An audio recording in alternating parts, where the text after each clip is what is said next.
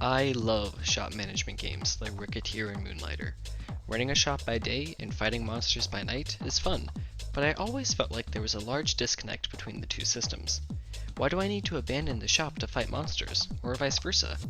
With this in mind, I aim to erase the gameplay barrier between management and combat systems. I first started with the movement and grenades. I wanted to get that done first to make it feel good, since it's the central thing that all the players will be doing. The next thing I added was enemies and base health. This provided the challenge to the game in the form of basic combat, as well as a lose state. If the base health reached 0, then it's game over. The next thing I worked on was the crafting system, and that needed a lot of UI to show it off. For crafting, I decided to make 3 different types of grenades. Basic, which has a 3-second fuse and a medium radius, Frag, which has a 3-second fuse and a large radius, and Timed, which has a 5-second fuse and a medium radius. The Frag grenade was later changed to have a 5-second fuse, and the Timed grenade was replaced by an Impact grenade, which explodes when it hits something and has a tiny radius. You'll also see that enemies drop loot boxes when they die. These boxes contain a random amount of the 3 crafting resources, casings, fuses, and powder. Using these resources, you can craft different grenades.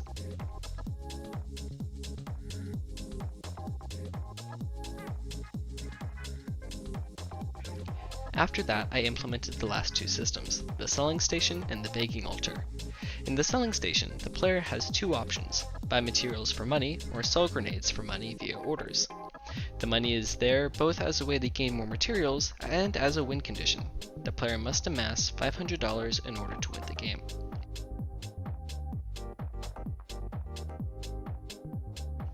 The begging altar was a last-minute addition.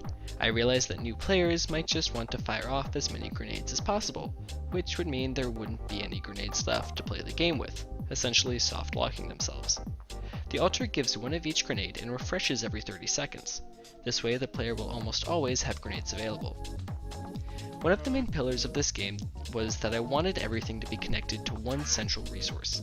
In the game, this is grenades, meaning that the player has to decide between offense and defense at all times. They can go and kill enemies to get resources for grenades, therefore being able to kill more enemies, or they can sell their grenades for money, helping them get closer to winning the game.